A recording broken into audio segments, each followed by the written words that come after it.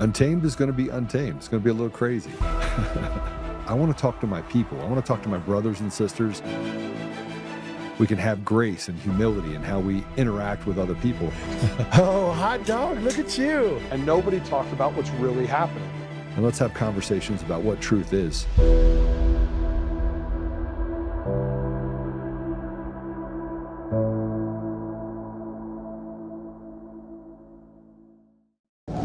I go in there? I can go make sure it's peaceful. Yeah, yes. Okay. If she kicks you out, then no. Okay.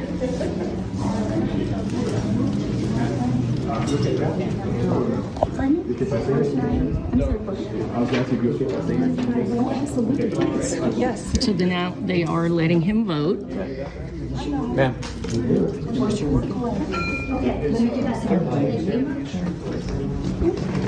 Oh, I'm so sorry. Hello.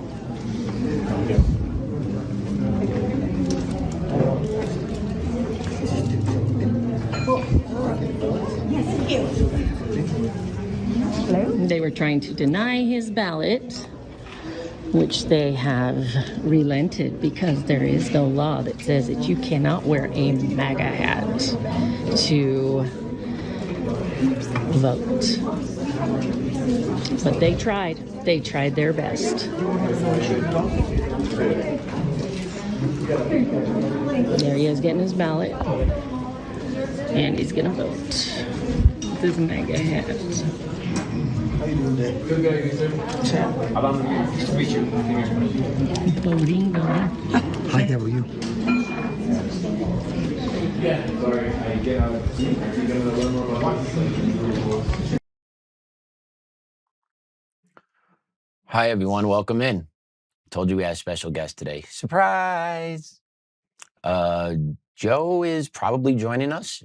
I'm not sure of the time frame yet, but he should be joining us during episode today. So surprise, Joe's going to be the guest on today's show. Bet you didn't see that one coming.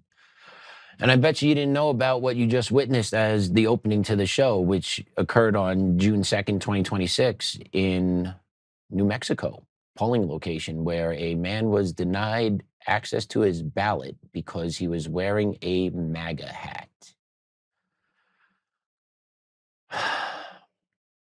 Voter suppression? Wearing a MAGA hat, they had to call the police in order to enforce this man's right to vote. You hear that? The side that claims no kings, the side that claims polling places should not have ICE by them, the side that claims this is the worst country ever founded, the side that will do anything the opposite of what is best for the American people, denying this man his right to vote because of the hat he's wearing. Any outrage? Any media coverage? No. And this happened 2 weeks ago. I just stumbled across this on my feed this morning.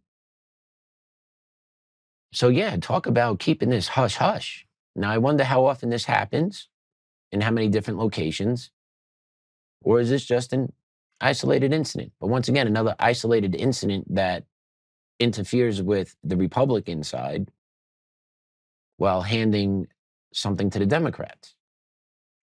See, our election system is completely on its head. And no one seems to want to do anything to fix it that can. Trump's doing what he can do through executive orders. But at the heart of it, there is no legislation that's making its way through. We got the SAVE Act through the House recently. Look how long that has taken. And now we're in the Senate. And there's no way there's going to be 60 votes that are going to come from the Senate. So what's going to happen there? Okay, our most sacred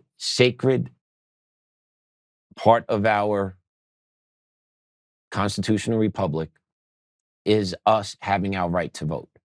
That is how we give our consent. That's how we show how we feel as a populace.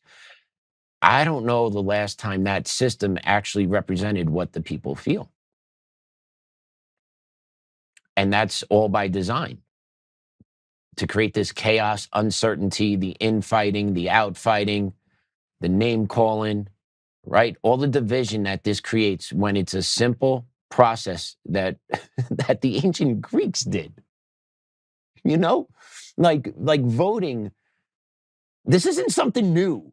This isn't something that just kind of spurred onto the scene in the 21st century. Voting has gone on for a long time. The ancient Greeks practiced it. We've learned through the ancient Greeks what democracy can do.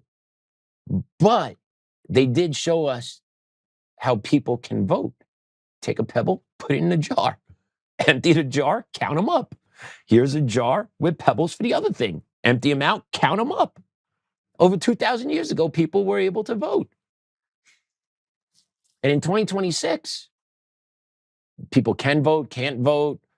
You don't know if your vote counts. You have outside entities that have infiltrated our election system. When it's real simple that if you actually localize the election in not just county, but like neighborhoods within the county, local polling places, get your votes in, let the local people count them and report out. It's not that hard. But no one wants to solve this because we all know the elections are crap. They're not authentic. They're not showing the actual will of the people, right? It's willy-nilly who gets assigned the wins when the elections happen. And then if it's not at a large scale, then there is a way to corrupt a smaller local election. Look what happened to Joe when he ran for chair in Colorado. That, 50%, over 50% of the vote wound up being proxy that day. Like, there's always some way that people figure out how to manipulate the system in their favor that will ultimately keep the people at bay. Get the people involved enough to care enough to kind of get participants within the system, but ultimately never give the people what they want from the system. That's our electoral system. And we control both houses of the legislature. We control the Supreme Court, conservative views on the justices, President Trump, right? Like, we need to get things done to safeguard these elections. In person, voter ID, real simple. Make it a national holiday. Businesses will have to close. People have to understand that, right? We're going to need some time to shift through it. But ultimately, that's what needs to happen to make sure that the actual will of the people is represented through our elections. Because when the will of the people is not represented through the elections like it has for a long time now, right, at the local, state, and national level, look what you get. Look at the chaos you get. Look at the divisiveness you get. Look at the ugliness, right? And that's all resulted from our election systems that have been hijacked to sow discourse amongst the American people to keep us distracted with the infighting amongst each other while up top, all they do is just rape and pillage and just beat us down. And it's not only here in America that this is happening, by the way. This is happening in Europe. It's going on in Asia, right? It's going on in South America. It's going on all over the place. Europe is waking up to it. We're going to cover that later on in today's show about what's going on in Europe and what needs to happen here. We need to take it back. That's the only way. How do you do it? Well, we're going to talk about different ideas on how do you start taking things back that people stole from you. Pride, dignity, money, elections, voice, love of country. How do you start taking those things back from people? How do you start reclaiming what is yours? Well, the first thing you got to do is identify the problem. You need to name the problem. You need to confront the problem. You need to call the problem out and educate others about the problem. That's step one, right? You can't fight something that you can't name. You can't fight something that you can't identify. So number one is identifying the target. Now, what's the target for you? I know what my target is. My target is what came from me. Cherry Creek School District and equity. What's your target? Has your family been affected? Have you personally been affected by what's going on? Is it illegal immigration? Is it indoctrination of the children? Is it the stolen election system? Is it not cooperating with, like, whatever it is, find what motivates you, number one, and you have to identify it. And then once you identify it, then you could start looking at how do you get into the arena, right? It does no good if you sit on the sidelines, bitch and moan and complain, and then physically never do anything. That's the reality. And that's actually anti-American, right? The American spirit is, I see something, I go do something about it. That's the American spirit. A lot of that has been suppressed, has been damaged because of the bullshit and the lies that have been shoved down our nation's throats over the past 15, 20 years about how awful this country is, right? It caused a lot of internal damage for people that love this country, all right? A lot of people had to shift through the garbage that was being shoved down their throats, all in the midst of COVID, all through the midst of the 2020 stolen elections, all through the midst of the summer of love of the George Floyd riots, right? There was a massive blitz that took the American people in 2020. And it took a lot to shift through to figure out what was happening for a lot of people. That's why you're here. You figured it out. You figured it out with Joe. I didn't know about Joe back in 2020. I didn't. Right? I followed other people, and then eventually I lost them because they did nothing for me. They were not informing me. They were not bringing anything to the table. So what are you going to do to get involved? How do you take it back? How do we take it back? Right? Some people talk about going to the streets, but we'll talk more along that in the show as we go down the road. But I want to put up Joe's post. Joe put this up yesterday, and he simply put it, and I'll read it first and then we'll talk about it a little more, but it is not the critic who counts, not the man who points out how the strong man stumbles or where the doer of deeds could have done better. The credit belongs to the man who is actually in the arena, whose face is marred by dust and sweat and blood, who strives valiantly, who earns and comes up short again and again, because there is no effort without error or shortcoming. But who knows the great enthusiasms, the great devotions, who spends himself in a worthy cause, who at the best knows in the end the triumph of high achievement, and who at the worst, if he fails. At least he fails while daring greatly, so that his place shall never be with those cold and timid souls who knew neither victory nor defeat. Theodore Roosevelt, former president of the United States.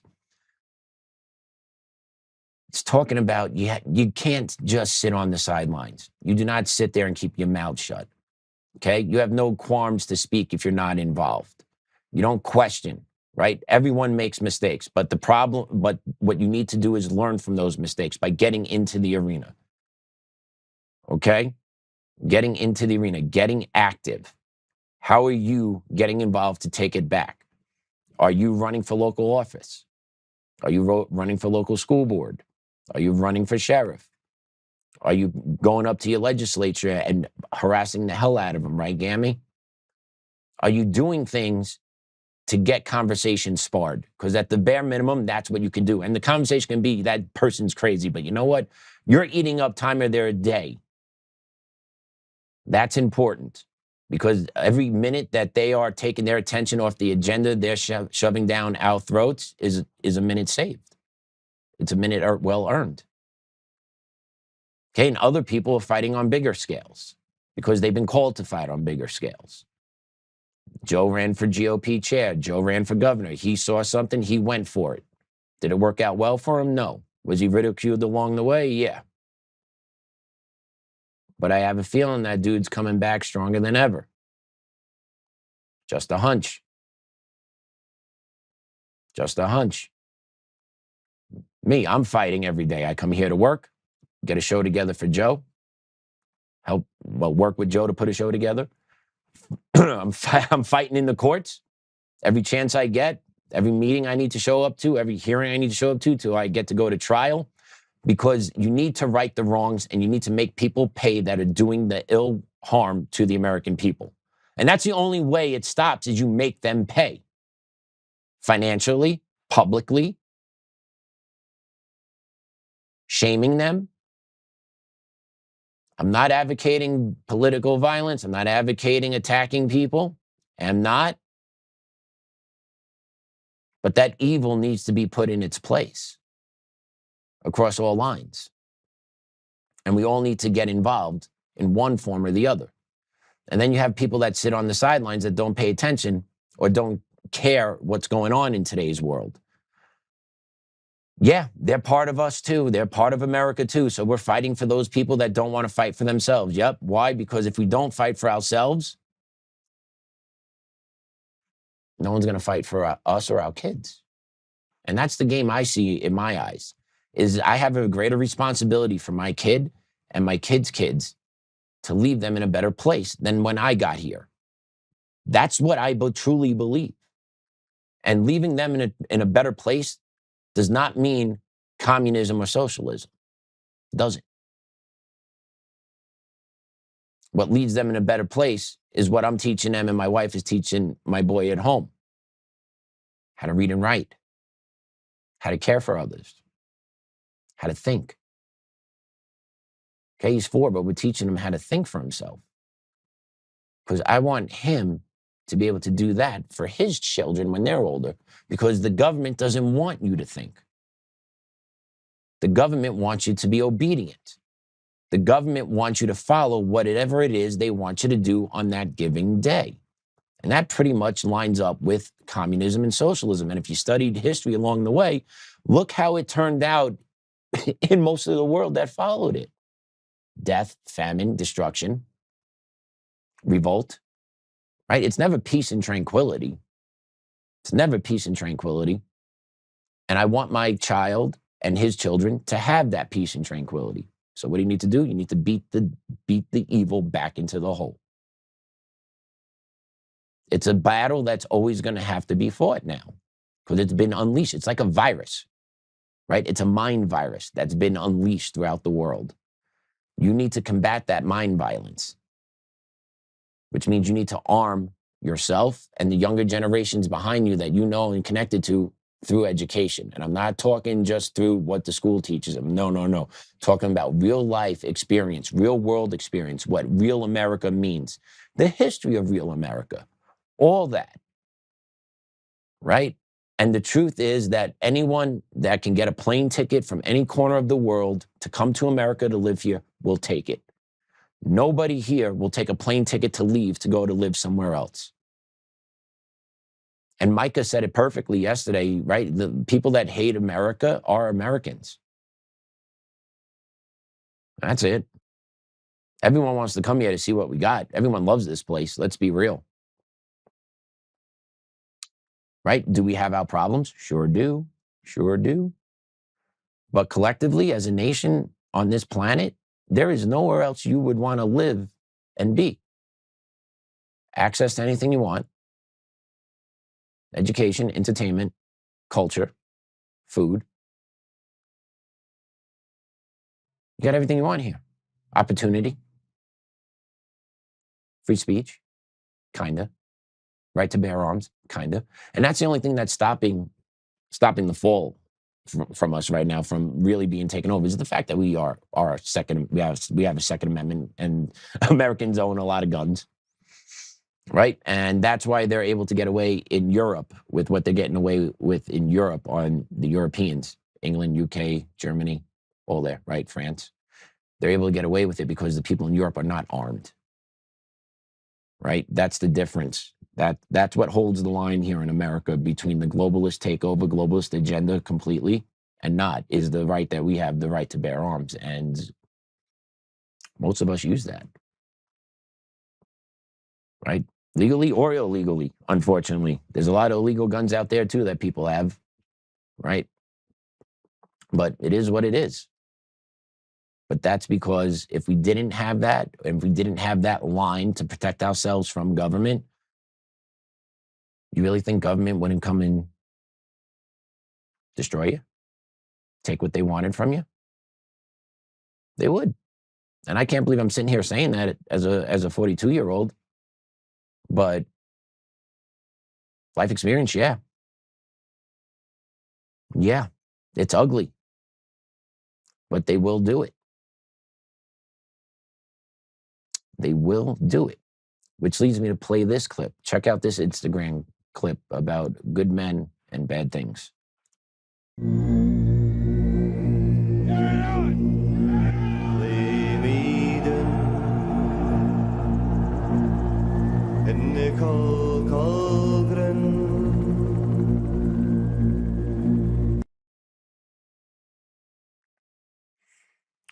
good man might have to do evil things to protect his children and God's children, and that's 100% true.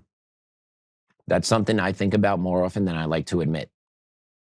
So if my wife's hearing this, yeah, that's a thought that dominates my train of thought a lot of the times, is what I would have to do to protect my child at all costs. And I would. I'll kill for my boy. I'll die for my boy, without question. I'll die for my wife. I'll kill for my wife. I will do awful things if needed in order to protect my family. How many of you have that thought? How many of you have actually thought about it? I have now. That's been a thought that's been in my mind now for probably the last 2 years. Because I've seen how ugly and ruthless the other side is, and they don't give a shit. So in reality, you need to program yourself to feel the same way, which means they wouldn't mind killing you. So you need to be ready to kill them, mentally ready. Like, understand that can be a real possibility down the road, and you need to be aware of that. How many of you have thought about that? How many of you have taken the mental preparation? What am I going to do? Will I pull that trigger? Will I cross that line? Yeah, if someone's going to do evil to my child, I will. And I'm not just talking about killing my child. I'm talking about any type of physical harm to my child. Because our children today in 2026 have targets on their back now more than ever before. They got a target on their back for grooming, for sex trafficking. If they're a white child, they got a target on their back through the lens of equity and payback. That's the truth. Their white children are seen as evil through those lenses. They're seen as oppressors, right? So if you have a child, specifically a white child, think about the different types of targets are on your child's back. And then you look at the school system. Denver Public School just actually did something, I would say, commendable, I would say, for a change. But check out this clip about Denver Public School teacher. Clip 4.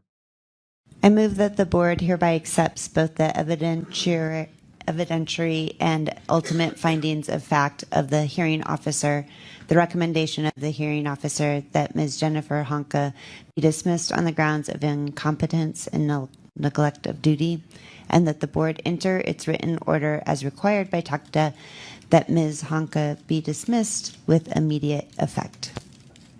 Is there a second? Second. Okay, the floor is now open for debate. Seeing none, Ms. Atwood, would you please call roll? Director De La Rosa? Aye. Director Gaitan? Aye. Director Hunter? Aye. Director Klein-Molk? Aye. Director Sia? Aye. Dr. Torres? Aye. Mr. Youngquist? Yes. Thank you. With that, the motion passes. Thank you, David. So what that was the Denver Public School Board just voted unanimously to dismiss teacher Jennifer Honka after she reportedly made female students kiss each other and graded them on it. Public school system, indoctrination, grooming. Okay? Teacher actually graded female students kissing each other. How does that come up in a classroom setting? How do those topics come up? Oh, that's right. You talk about sexuality all the time in schools. You talk about this type of stuff. You have kids read about it in books. You have kids write reports about it. All the stuff that should not be in education is in education. So when we talk about indoctrination, you have to actually break down what the indoctrination is. It's not just simply the sexualization of kids. It's more deeper than just that. It's more deeper than just the grooming of kids with the literature and the classes and the Pride Month and the Day of Silence. It's deeper than just that.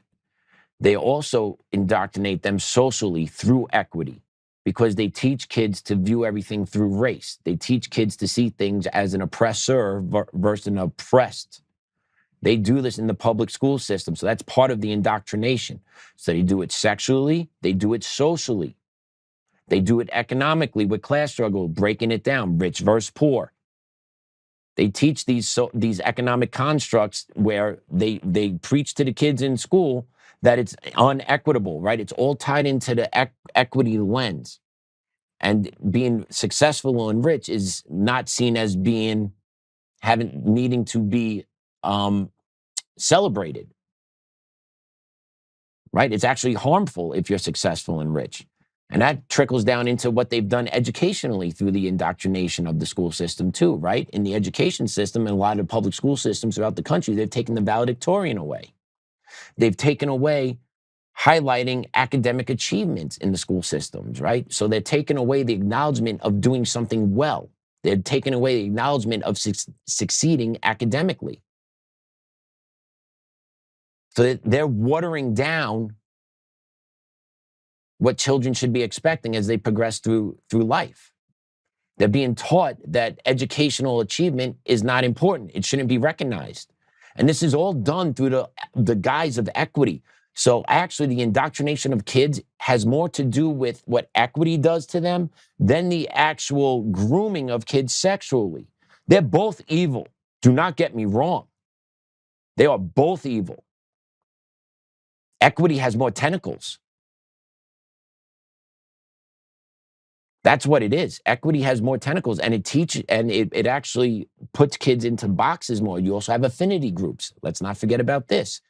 Kids are actually segregated at schools based on their race, right? They're doing that in schools. Schools that have affinity groups. That's what they are. They segregate kids based on their race. So that's indoctrination of kids. Okay, it's not just the sexualization. That's a separate facet. Right? That's part of the indoctrination. But the indoctrination of itself goes through equity, sexually, socially, economically, right? Race, segregation, affinity groups, not celebrating educational achievement. That is the indoctrination of the school system here in America. And that's why families are leaving the school systems faster now than they ever did before, because they are pulling their kids from that type of environment. But what about those kids left in that type of environment? What happens to those kids where they're not learning to read or write, where education is not considered a priority, but social justice, social activism, restorative practices are considered the future and what we need to get our kids motivated about? What's going to happen to that percentage of kids when they leave the public school system, when they're 18, 19, 20 years old, but yet can't have a job because they don't have the basic skills? And that's another thing families really have to start considering doing, is suing local school districts. And this is going to be a shitty statement, but I'm going to say it anyway.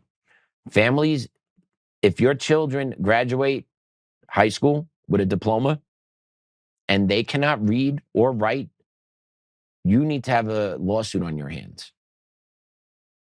Now, I'm not blaming all of the school district for the fault. There is parent responsibility as well. But ultimately, after 12, 13 years in a school system, hopefully that school system taught you enough over those years where you could at least read and write if you tried. Now, if you showed up every day, tried really hard, and you still couldn't read or write, yeah, I don't know. But school systems are not prioritizing making sure their kids can read or write. True story, majority of the kids that I taught do not know how to address an envelope. Have no clue how to write an envelope out. Where do you put the address? And honestly, a decent amount of my kids didn't know actually what their address was. Basic skills. So when I was a social studies teacher, I actually did a lesson on how to actually write an envelope out and, how to make sure you know your address, like made kids learn their address.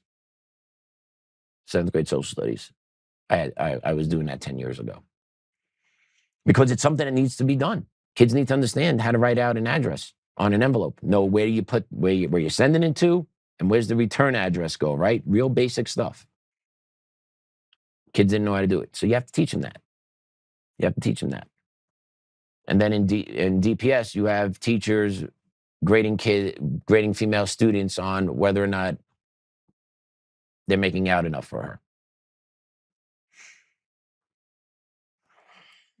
And it's a shame. It's a shame because the public school system can be so much better than what it is, and it could offer so many more opportunities to kids if it was run the correct way.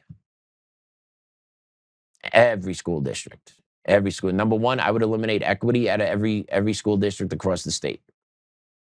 You know how many millions of dollars are being stolen from the kids in your school, in your school district because of equity departments that your school district has? You know how many lawsuits that the school districts are fighting because they have equity in their school districts? You know how much money that is taken away from putting it back into the classroom for kids? Do you know that? No. And will school districts actually report that out loud? No, they won't.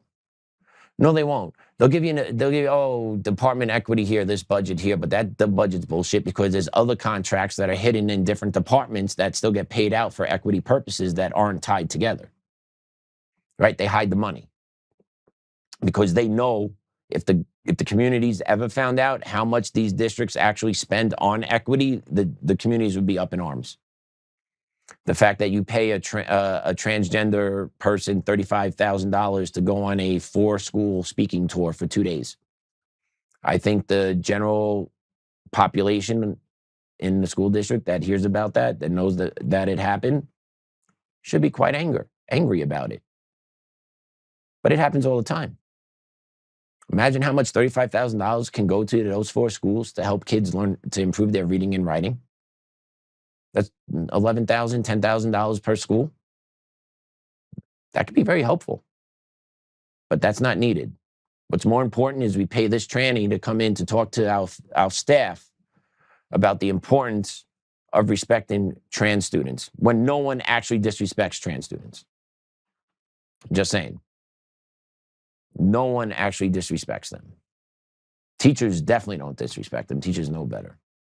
Teachers don't disrespect anybody, by the way, except white kids. White kids are the only one that they could talk to any which way. I've seen it firsthand. If you take different tones, different attitudes, different levels with other groups of students, doesn't happen. And that's because of equity. That's because of equity. Because everything gets called out as being racist if you're more direct or stern or enforcing behavior expectations, right?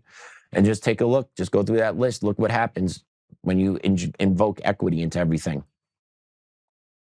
You get segregated groups in schools. You get valedictorians taken away because it harms people's pride. You get social justice groups activated. You get LGBTQ and sexual books. And so that's what happens when you do equity. And at the same time, when you inject all this into a school district, you know what happens with the actual academic achievement of that school district? It actually goes down.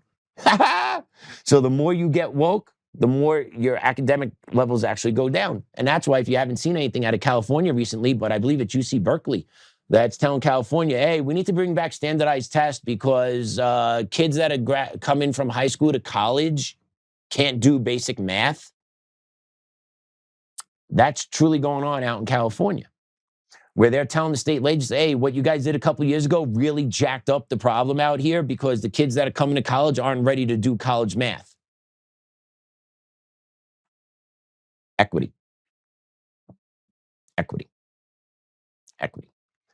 And to continue with the equity, take a look what's going on, what might be going on out in Fairfax County, Virginia public schools. Cut 5. Virginia parents are begging their district for more learning time for students, but instead of offering to cut teacher work days or school planning days, one of the district's proposed solutions is sparking outrage. Fairfax County Public Schools asking parents in a survey, quote, if the school calendar required modifying one of the following, which would be the most acceptable to you? With one of the response options being, quote, eliminating holidays recognizing religious and cultural observances, listing Christmas and Rosh Hashanah as examples. Fairfax County mother Stephanie Lundquist Aurora joins us now. Good morning to you, Stephanie. Good morning, Ainsley. Good Thanks for morning. having me. Well, thanks for coming on. I know you have 3 children in the district. You have an 11th grader, a 9th grader, and a 7th grader. This really affects your family. Why consider eliminating Christmas? You know, it's really interesting, Ainsley. Fairfax leaders have an anti-Christian bias, and this is not the first time that they've waved the proverbial middle finger to Christians. In 2022, the school board voted to change spring break with the express purpose of decoupling it from Easter. And then in 2024, the county's Board of Supervisors, the governing council, also voted to commemorate Transgender Visibility Day on Easter.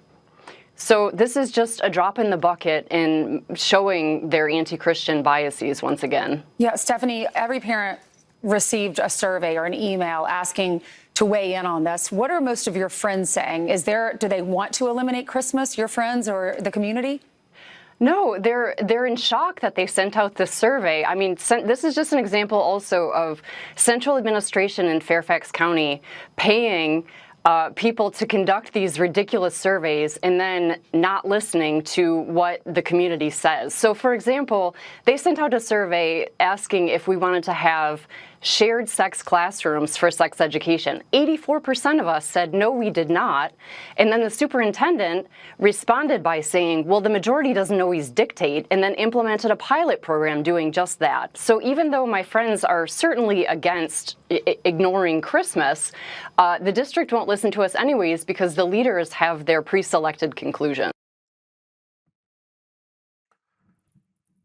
So there you have it. Not enough instructional time, allegedly.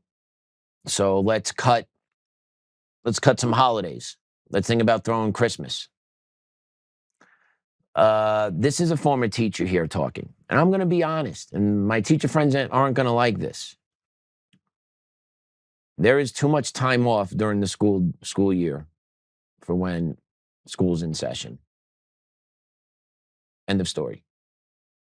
Period. Point blank. There's too many days off. There's too many professional development days. There's too many half days. There's too many districts that do half-day release 1 day a week because teachers need more planning time. No, they don't, because teachers aren't using planning time anyway. I'll be honest with you. I will be 100% honest with you. If you've been in education more than 3 years, 95% of those teachers are not using all that planning time. You need 10 to 15 minutes. And that's what they do, especially now with AI. Forget about it. They don't need the planning time. They just want that time off so they can sit behind their desk, scroll on their social media, text their friends, talk to people, check out who's hitting them up on their DMs. That's what a majority of the teachers want it for. It's not to create better lessons or to differentiate their instruction. No, they want the time off. That's what it is. And the fact that a school district is not looking at taking that time away from teachers and saying, you know what? No. You're working professionals. You got to figure this out. You know, God forbid, you may have to be required to do some extra work here and there. Right? And I'm saying this now as a teacher. I'm not in the field anymore. I'm in the other field. And the other field is a lot more demanding. I will tell you that. That private sector, right? Way more demanding than the public sector, working for the public school system. Way more demanding. You guys should get a little taste of it. Right? The simple fact that there's Cherry Creek School District has half-day Wednesdays for elementary school, right? Think about how equitable that is. Think about how fair that is to the school community, to the kids, to the families that send their kids to school Monday through Friday, but every Wednesday, time out, you have to pick up your kid at 1:30. What job allows that? You know, if you're in a higher up position, sure, you probably have the ability to do that. But if you're in a lower level job, where do you get that time? But, you know, in the name of equity, that's not addressed. Cherry Creek, nope. Our teachers need that time off on Wednesdays. Nope. Elementary school parents, you got to figure out a way to pick up your kids at 1:30, hard stop. You want to talk about really wanting student achievement? Guess what? You keep the kid in school for another 2.5 hours to the end of the day and not do with early release. Right? Think about the hardship that causes on parents, especially parents that are working minimum wage or low income wage jobs, which happen to be specifically, typically what type of demographics? The ones that the left and school districts like Cherry Creek continually harp on that they want to serve and help because of how inequitable society is. But think about how you're treating those families now, Cherry Creek, dedicated to excellence. Think about how you're treating those families. When your math and reading scores are, but you make sure they got that Wednesday, get that early dismissal, all your elementary schools get out, right? And here in Fairfax County, I'm sure they have something very similar to that because most school districts do at this day and age. Early release, PD days, right? Take away the PD days, keep the kids in school, make the teachers work, keep the holidays as the way they are. Holidays are a good time for family recharging, family bonding as well, celebrating the Lord. All that is good stuff. All that is needed. And that doesn't come around a whole bunch when you're a kid, right? Those times are special. Those times for families are special. They should not be interrupted. And as that lady said on the interview there, the superintendent of the district, these kingmakers, these elitists who are selected by the school board to carry out the school board agenda. It's like, oh, the community said we want 82. What? That's that many? Yeah, I don't care. And that's how these superintendents work. They don't do what's best or what's right or what the community wants. They do what their handlers tell them or what their handlers want, right? In the superintendent's case, his handler is the school board. That's in everyone's case because the school board is the one that hires the superintendent. So your 5-member school board panel right there, those 5 people are the ones that hire the superintendent. While at the same time, they pay 6-figure contracts out to hiring firms to do these extensive searches to find these great clients, prospective prospects to interview to be superintendents. Meanwhile, those school board members could easily try and do that themselves, but they don't. They rather spend taxpayer money. Oh, we got to run a process. We got to do this. We got to do that. But usually those organizations are tied back to members on the board because the money always circulates within. The cartel always protects itself. Cartel always protects itself. And religion is a target of the cartel, specifically Christianity, specifically Christians, okay? Our faith, the Christian faith, it's the true religion. It's the only one that sees everyone as equals. It's the only one where anyone and everyone can come to the table of God. No one is looked down upon. It's the only one. And they want to do away with it because that's what Christianity teaches. Christianity teaches there is a higher power. And it also gives us a moral compass on how to carry out our earthly duties.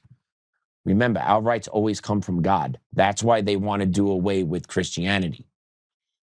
The state wants you to believe that your rights come from the state, not God, and that's not the case. Our rights come from God. We are born free. We are not given freedom by the government. We are born free. So you have that war of religion going on in Christianity. All at the same time, another monotheistic religion is being propped up and spread and embraced in Europe and America, Islam. And it has profound impacts. Okay? Right now, Islam is wielding its political power, if you haven't paid attention. They are organized, they are well-funded, they are aligned with the Democratic Socialists of America, who are left-leaning organizations, right? Those are the useful idiots for the Muslims. The DSA are the useful idiots for the Muslims, for now, until they don't need them anymore. But take a look at what Mamdani posted, I believe it was yesterday, on his X account. And Mamdani just post message in Arabic warning about traffic in New York City from his official mayor account. So there you have it. You got the World Cup. You got the Knicks winning the NBA championship. You got the Mets who suck. Yankees are doing all right this year. But yeah, the official New York City mayoral account has Arabic written on it 25 years after the Twin Towers fell. Let that sink in for a moment. That's him talking to Who's understanding that? Oh, that's right, his people in the city. Not the everyday New Yorker, not the average American, right? All purposely being done by design. That's being put out there as a dog whistle and a propaganda piece to his people, letting his people know, hey, baby, we are here, wink, wink, more to follow. That's how this operates. And he is probably the slickest politician we got on the left. His playbook is what's going to be followed, which is socialism, right? That's what's coming. That's what's coming. And how did he get here? It didn't happen overnight. Check this clip out. And that's how this works. These guys need that voting bloc. They need the Muslim votes. They pack an area with Muslims. You've seen this happen. You're watching it happen in Minnesota, in Minneapolis, in Dearborn. You are seeing this happen. They bring them in, they pack them in. They put up mosques to facilitate them. In flows the funding. Suddenly you've got mosques putting funding in and an imam that's in charge of a densely packed population. Now they have political power. People are going to vote according to what the imam tells them to do. They are voting according to religion instead of any policy or political belief.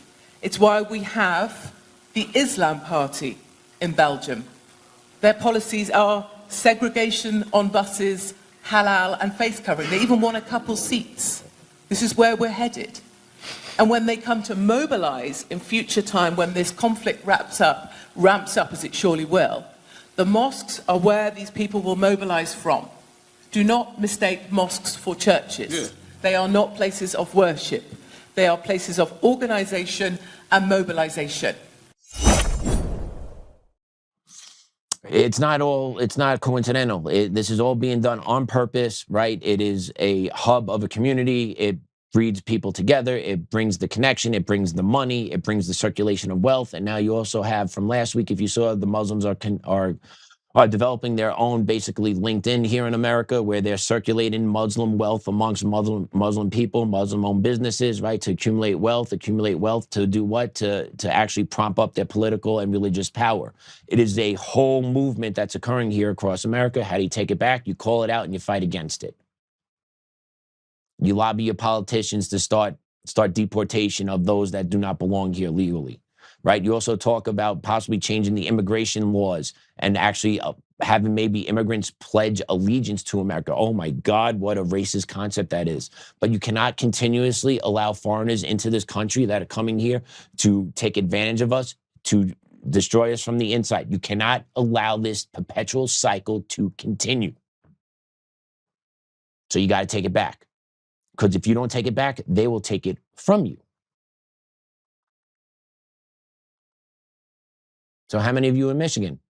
Have you found your enclaves in your local states? Are you aware of them? Do you need to do some research? Do you need to write a letter? Do you need to get active on social media? Right? A lot of this just starts there.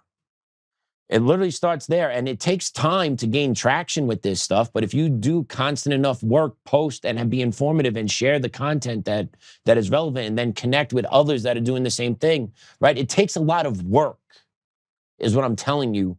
But it is possible. You can start from nothing and go somewhere with this, if that's something you want to do. If you want to run for political office, that's something else you can do. If you want to go call out your school board and start being aggressive with your school board, getting them to change course and change directions, that's something you can do. If you want to get involved in the elections, become poll watchers or volunteer as watching a poll watcher, yeah. Get involved that way.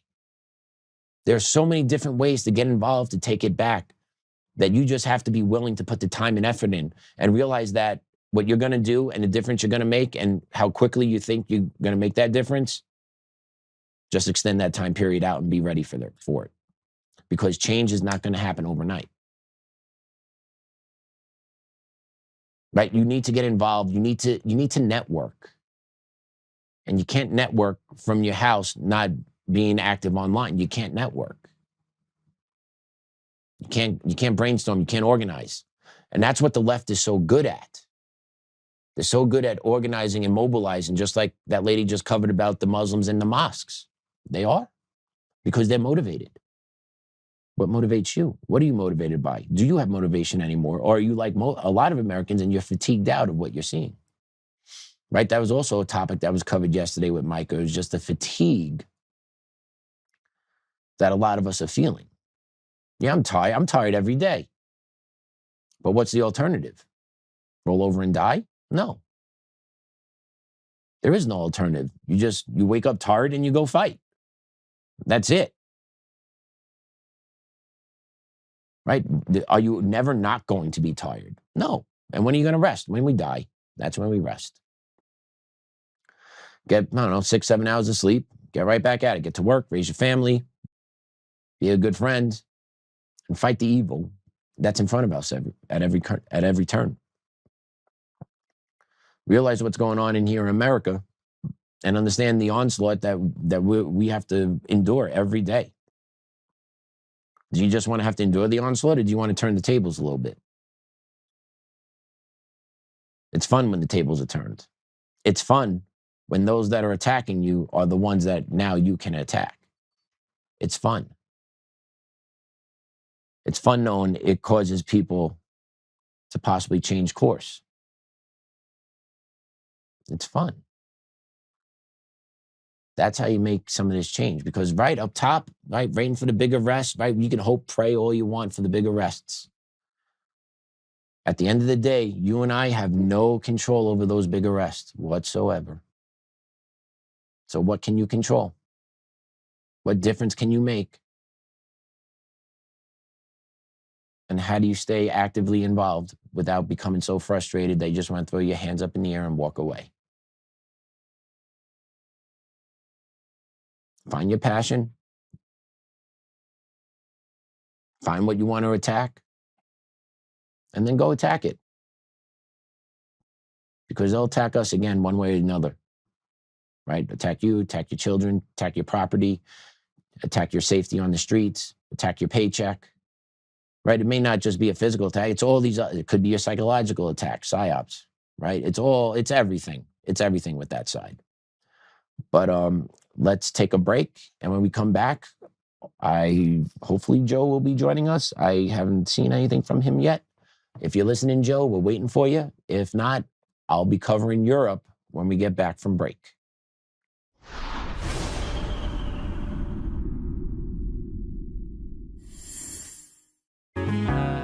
Oh, hi. I almost didn't see you there. Welcome to DCF Buns, where you can find the freshest buns in town, if I do say so myself. Our master bakers teach class every week. So whether you're new to baking or trying to improve your culinary skills, we got you covered. And we can help you bake the cake of your dreams. We'll even clean your cake if you want. And if you don't want to bake anything yourself, we have loads of fresh buns available in a variety of shapes and sizes. Check us out at dcfbuns.com to learn more. DCF Buns. We keep the buns hot and the deals hotter. Buns. In every thread, in every stitch, Honor-Bound USA weaves the fabric of the American spirit. It's not just apparel, it's a testament to God, family, and country. At Honor-Bound USA, we're a family of patriots who put our faith, family, and America first. When you visit our website, you'll find a line of products that embody our commitment to pray, stand, speak, and act.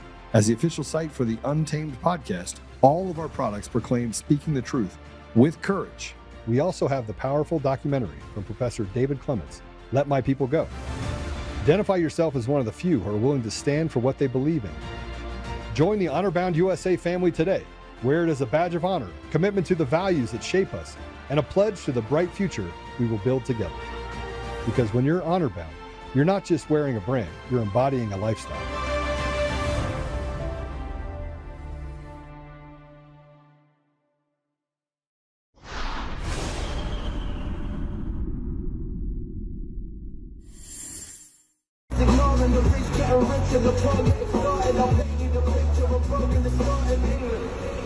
So, as you know, a lot's been going on in the last few years. A lot's happened, there's a lot of concerns, everyone's concerned.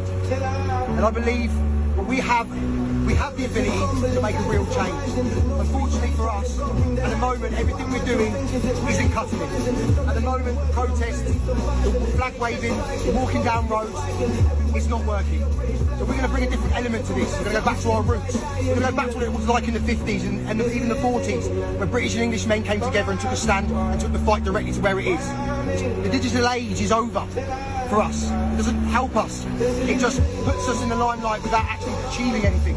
So we're going to take it a different route. On this video, you will see a website, www.patriotplatform.co.uk. It's very simple. When you click on it, it will ask you to join in. You click it, you put your name, where you're from, and your contact details. There is a little an arrow by the telephone number that you have to press, and press the country you're coming from. You're from England, obviously. People get confused with that up to now, so make sure you get that right. We are going to produce a patriotic army of thousands and thousands of English and British men that are done with protesting, done with walking down roads, and want to make a difference. Be part of it. But let me tell you one thing right now. If you are weak, you're not sure, you don't want to commit to it, don't bother. We're looking for the strong, the able, and the ability to do something very quickly when it needs to be done. I'm talking about putting 50 boats in the English Channel. I'm talking about taking hold of Dover. I'm talking about taking control of every city in the United Kingdom. I'm talking about pushing back harder than we've ever pushed back ever before. What I've witnessed in Belfast has given me the inspiration to realise that when everyone gets involved who's committed, a change can be made. And that's exactly what's going to happen. Please sign up, and we'll see you all very soon. Come on.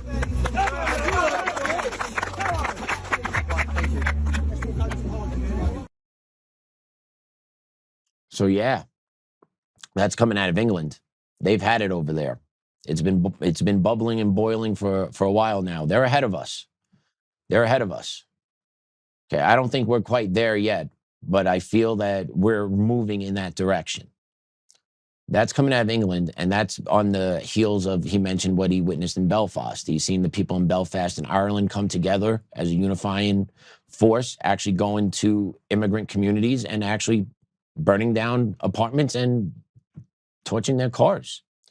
Because the people of Ireland have had it. They're tired of seeing their people replaced. They're tired of seeing their people not have opportunity because of the influx of immigrants to them. They had it. Okay? We're kind of building there. Okay, Trump's doing what he can, right? But what's going to be contingent after Trump is anybody's guess. But out of England, the people have completely had it, that they're talking about organizing, talking about building armies that could actually take local cities. Okay, we're definitely not there yet, but they're feeling it across the pond. And it's because of what's going on with the immigrants coming into Europe and them mostly not assimilating, taking over their areas, taking over opportunities, taking over houses, getting funding, all while the local people get shafted by their local government. Does that sound familiar? It just hasn't happened to us long enough yet. We got a really good dose under Biden for 4 years. England and Europe have been doses of this for 20 plus years. So we're not there yet, but we can get there. Take a look at this video, what came out of Ireland recently of a confrontation between an immigrant and the Irish. This is going to be 2 different videos, same situation. You're going to see how it started.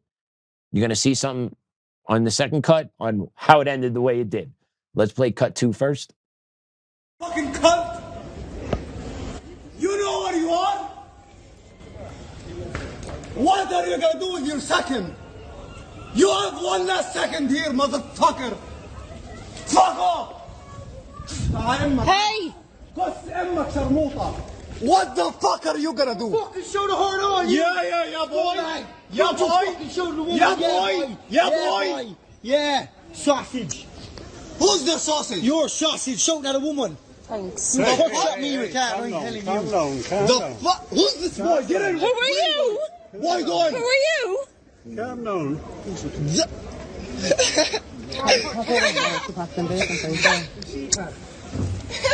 sausage and he laughed in Ja, die sausage. No, hey!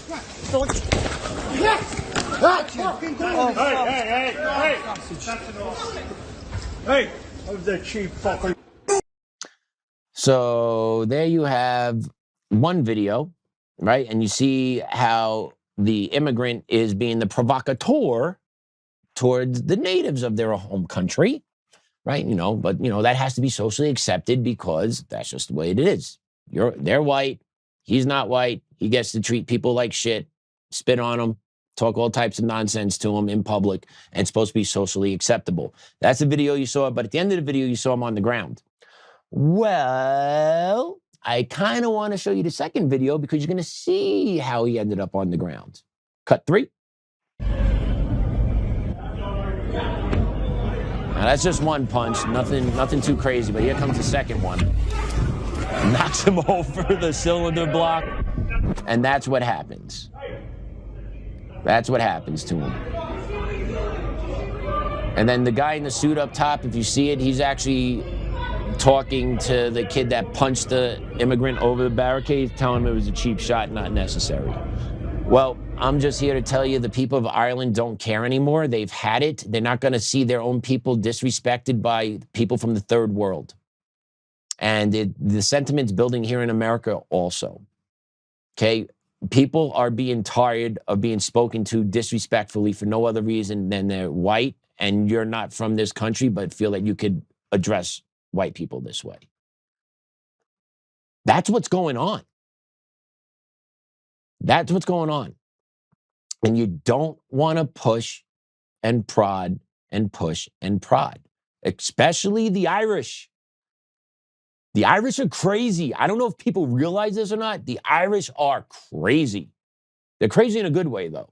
But they will hurt you. They will go after you. And the Irish over there have had it. And I would love to get over there because that is where my ancestors are from. I would love to see that country once in my lifetime to see what it looked like. Okay, but I have seen clips of videos of neighborhoods that don't look like they're Irish anymore. And Ireland's not that big. Okay, it's really not that big. So Ireland's fed up. The people in England are fed up. And take a look at this post that was put up by Rupert Lowe, who's a member of the Parliament of England.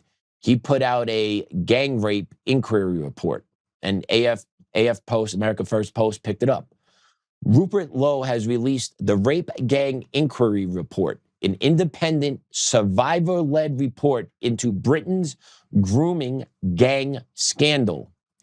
The report finds that organized child rape gangs operated across at least 149 local authority districts, while police, social services, schools, health services, and politicians deliberately failed to protect vulnerable young white girls, allowing for 250,000 of them to be subjected to repeated rape, gang rape, trafficking, torture, pregnancy, forced conversion, and lifelong trauma.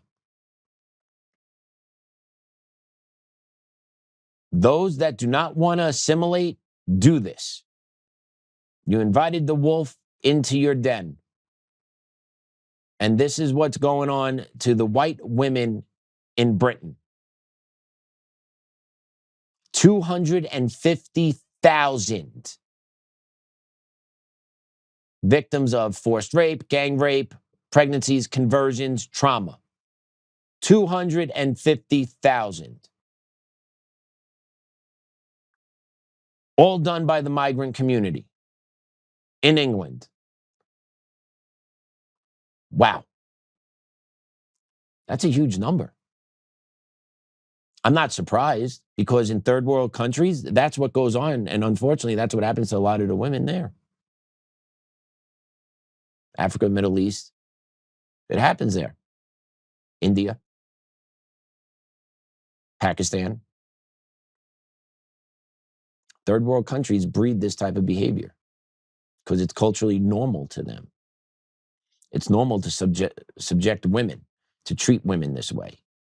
And then when they come over to another part of the world and they've never seen a woman the way, they've never seen white women, let's be honest, you don't have too many white women walking around sub-Saharan Africa. You don't have too many white women walking around in the Middle East uncovered, right? If white women go to the Middle East, what do? Burqa time, they cover up, right? Oh, we respect their culture. We assimilate when we go there.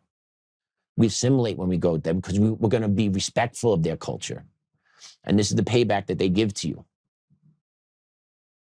because they don't know how to behave or act or control their desires because they believe they're able to carry out their desires on women because that's what they're allowed to do in their home countries. Fact check me. Take a look at the sexual assault numbers that are going on in the Scandinavian countries. Look what's going on in Sweden. Okay, the sexual assault numbers in Europe are through the roof, and they're all pretty much dominated by the migrant population as being the ones that are doing this to the people in Europe, to the women of Europe. And it's happening here in America because we've seen so many cases, so many reports, right? And that's what the media actually picked up. So who knows how many of those cases are not being reported? Because you just don't leave your culture behind. It's evident. They don't. They bring it with them. And how can you say that's nothing else other than part of their culture coming with them? Because people want to talk about, oh, my immigrants bring great food, right? That's all I hear. Halal food, right? Great Middle Eastern food, right? What do you get from Somalia? You get that great work ethic? No, you get gang rape culture. That's what they bring with them. And 250,000 women in England had to deal with this. Absolutely disgusting. And those leaders over there, let's not forget, their elections are bullshit too. They're all selected because they're all purposely put in place to carry out this globalist agenda and the white replacement of European citizens. Like, that's all what it's going on there. It is blatantly obvious. If you are not keen or awake to what's actually happening in Europe and North and South and North America, you really need to wake up. It is a legitimate replacement theory being pushed by global elitists that want global control. And how do you do that? You push out the white folk. And then you have third world mentality living in first world countries, but don't have the ability to run first world countries. So what do they need to do? Boom. Rely on government, rely on the elitists to control and make sure everything's taken care of. And there you have your one world agenda. There you have your one world government. WEF style. It's all part of their plan. And then in England, you have this, right? And people have ways of fighting back. And I talked about it, in the clip that started off the segment. That group's not about it. I believe fighting back online is a good way to do it. Now, do you get results all the time? No. But also, right, are you going to go to the street with a loaded bayonet and line up against the English army? Probably not. Probably not. So I'm curious how that's going to play out. But the mentality, the warrior mentality is what's important. But take a look at Member of Parliament Mac Wilkinson talking about how X is a problem because it gives the citizens the ability to get their voice out there. Listen to this. We obviously have social media, which is a massive problem at the moment for engagement. I'm tempted to say, how you make your voice heard as a citizen in 2025 in the UK. Set up an X account and start writing some sort of nativist content, and it will go around the world really, really quickly. Your voice will be heard as quickly as you want it to be. Not in a way that I would be comfortable with, and I would suggest probably not in a way that most people on the panel this evening would be comfortable with either. But that is a really easy way to get your voice heard. Get some content about, how you think immigration's too high, or immigration is the big thing that's tearing the country apart, etc. And that goes around the world because social media run by the world's richest man, X, is now making sure that you can have your voice heard in a really easy way that you couldn't in the past. Yeah, he's talking about X having a problem because people could actually put their own thoughts and ideas out there that other people could read and write, and it could actually inspire them and actually make them understand what's happening in front of them and not actually just have the government be the spokesperson. Yeah, that sounds about right for England. That sounds about right for England, that X is the problem. I don't think so. Now, does X have problems? Sure. Just like every other social media sites, they all have their own individual problems. But as of right now, X is a really decent source, not a great source, but a decent source of getting the message out. if X approves of that message. Let's not forget that. There is a precursor to this. And I see it firsthand with stuff on Joe's account. Some things on Joe's account, like this one thing Joe sent out months ago, an apology to Kash Patel because of something Joe heard about, got 250,000 views, 250,000 views. Like what? And then some post Joe puts up gets a couple hundred. Yeah, it makes a lot of sense. Makes a lot of sense. Yeah, they play games over at X, but mostly anywhere else you go, X is where you're going to be able to connect with, I would say, the most people still and get your message out there. But it's a problem for the government of England because when people get their voices out there, it actually pulls the curtain from what they're doing. And it shows the people the harm that the migrants have put to the people of England. And I believe now England has, I think, five Muslim mayors throughout their country. I believe it's 5 now. Yeah, the people of England aren't happy with everything. And X is an issue. And I'm going to connect the dot here, but take a look what the UK government wants adults to do to access X now. This is from Polymarket. UK government clarifies adults will still be able to use social media by verifying their identities with digital IDs, facial recognition, passports, credit cards. Keep that up for a second. Look at that right there.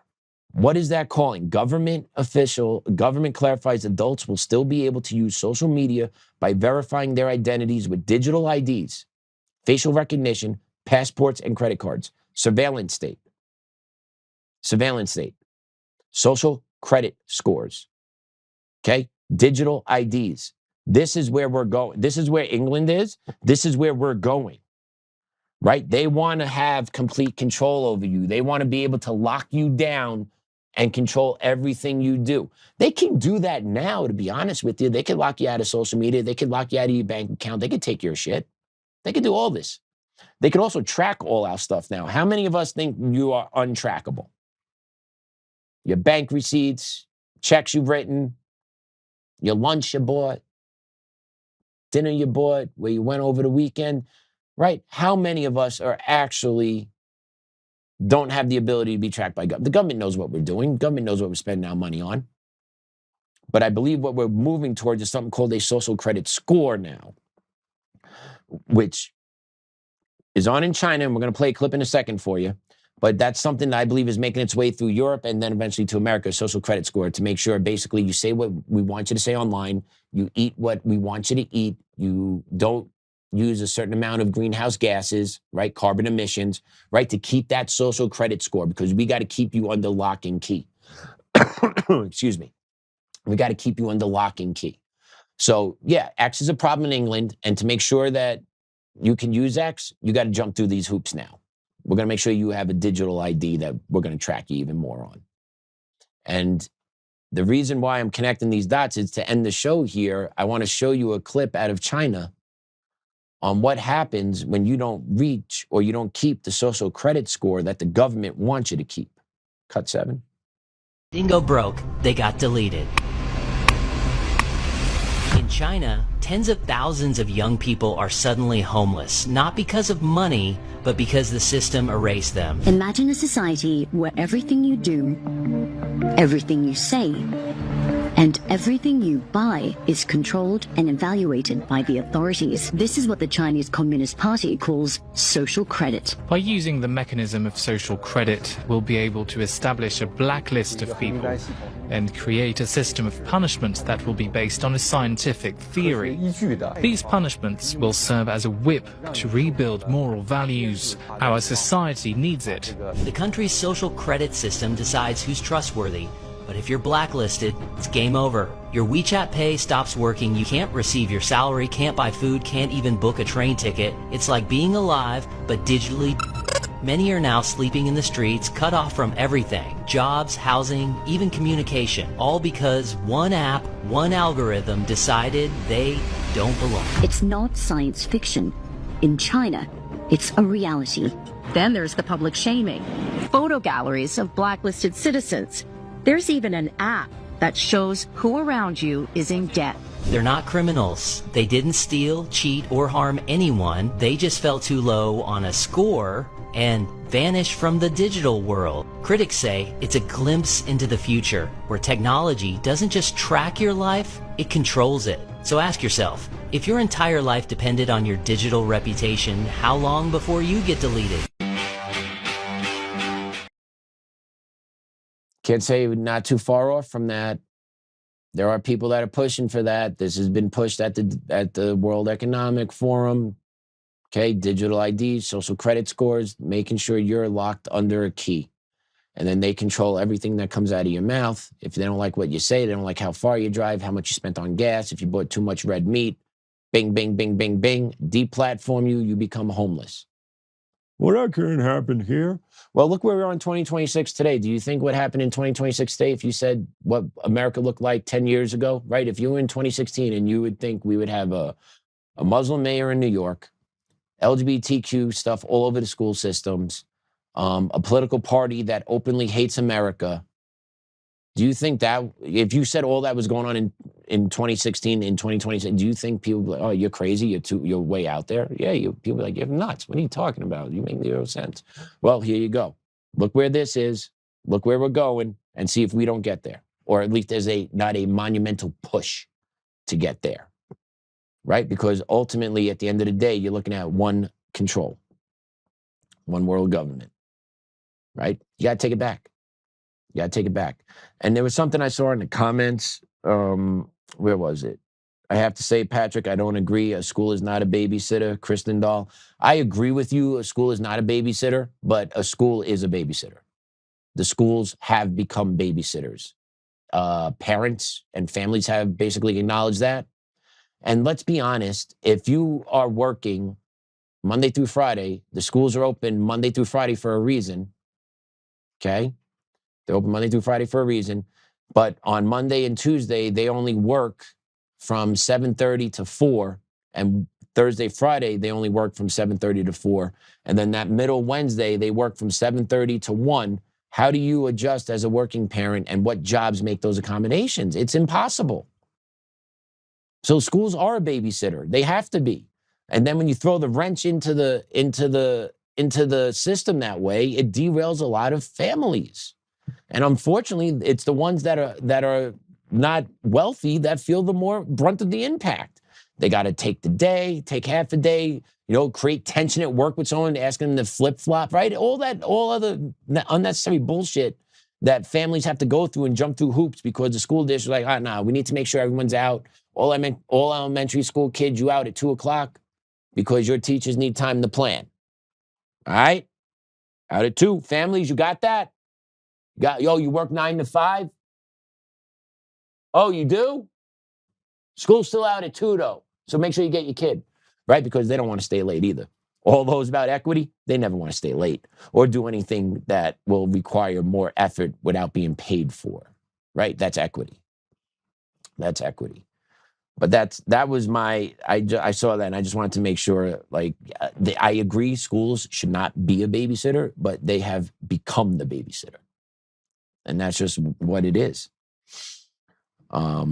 Europe has a bigger problem than being unarmed. They have police who are willing to turn water cannons on the populace, restrict speeches. We are very close to that also. Yeah, George. Yeah, Jeff. Sorry, not George. Yes, Jeff.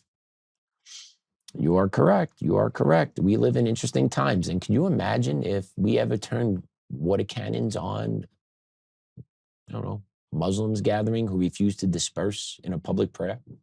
Can you imagine if that were to happen? And why do we still allow that to happen? Why do we allow public prayer by Muslims? They are marking their territory. They are letting us know we are here. This is our hood now. So yeah. Good times, Ridgemont High. Good times at Ridgemont High. But I am still proud to be an American. I love this country. I'm going to fight for this country every ounce I got till the day I die, because there's no alternative. There is no, let's make a compromise, let's split the baby. No. I don't want your way of life here impacting my family. I'm going to fight you till I die. And then I'm going to teach my kid to fight you till he dies. And I'm going to teach my kid to teach his kids to fight you till you die, because you're going to teach your kids the same thing. right? Because that's the generational push. So we just got to build our generation. They build theirs. We'll see. I guarantee our generation is bigger, stronger, faster, and smarter, and have more weapons. So if this was ever to go hot, I would probably take our side. But, you know, that other side, they don't want to fight man-to-man or face-to-face either. They do all shit in the dark, behind backs. Right, Ronnie? You would never come see me face-to-face, buddy. You never had the balls to come see me face-to-face to talk it out like a man. You were a sniveling little schoolgirl. And you felt like you were the man in charge. But that's how they all work. That's how they all work. They're nothing but snakes in the grass, and they think we're the peasants. I got your number, buddy. If you ever want to come talk to me, you know where to find me. You can email me. Love to chat, buddy. Love to chat. But you won't. No balls. No balls. Fill the water cannons with pig's blood. Man, Jeff, you are feeling it today. I'm going to close my computer right now. Oh, man. We're going to pray it out. In the name of the Father, the Son, the Holy Spirit. Amen. Dear Lord, thank you for the opportunity today to sit in the chair and to talk to our Untamed Nation family. Dear Lord, thank you for the message at church this past Sunday. I felt it. It was real.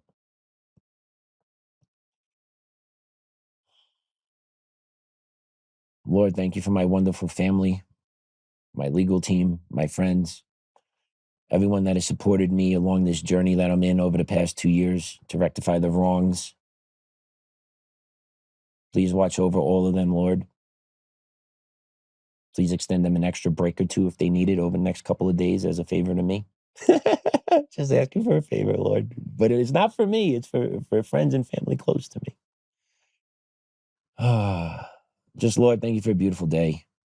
Thank you for just the opportunities that this country has to offer. If you're just willing to pick your head up out of the sand and look around, you would see this is a beautiful place with tremendous opportunity. The world is what you make of it.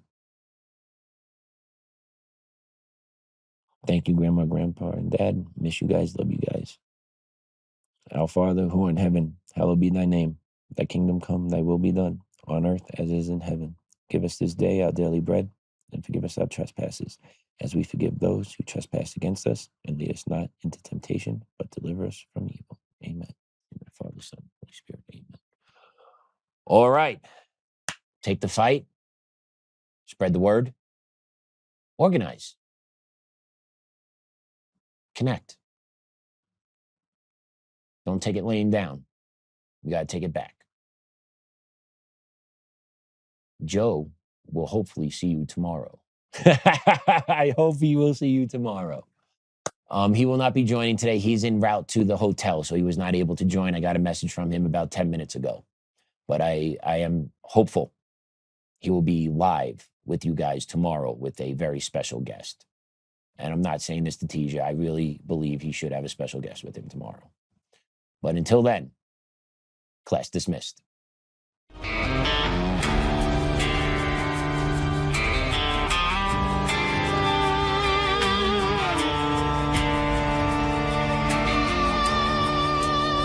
Rise up untamed in the heart of the fight where the wild ones roam. Joe Oltmann's calling, bringing truth back home. From conservative daily to this untamed fire, we shatter the silence, lifting spirits high. No chains can hold us, no lies can prevail. Authentic and fearless on this rugged trail.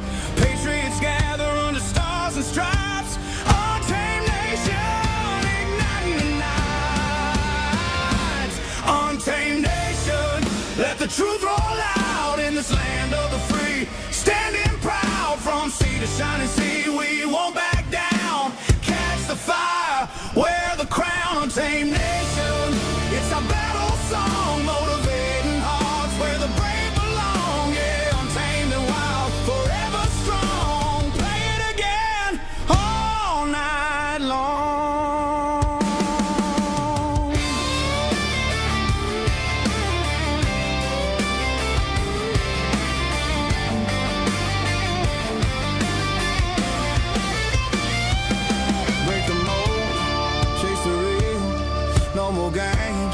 Time to heal. Joe's voice leads the untamed crew.